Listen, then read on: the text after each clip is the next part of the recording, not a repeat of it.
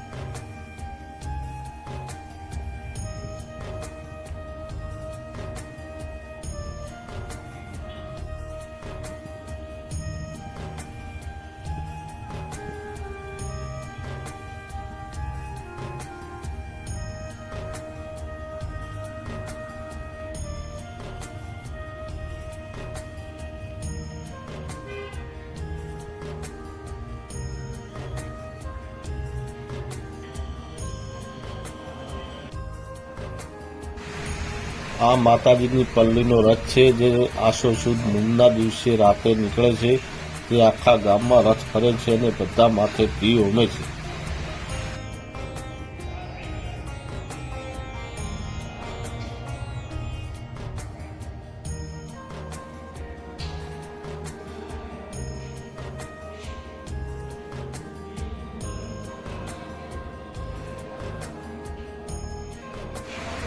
આજના માટે આટલું જ મિત્રો। તમને અમારો વિડીયો સારો લાગ્યો તો લાઈક કરો, કોમેન્ટ કરો, શેર કરો અને સબસ્ક્રાઈબ કરો। જય માતાજી।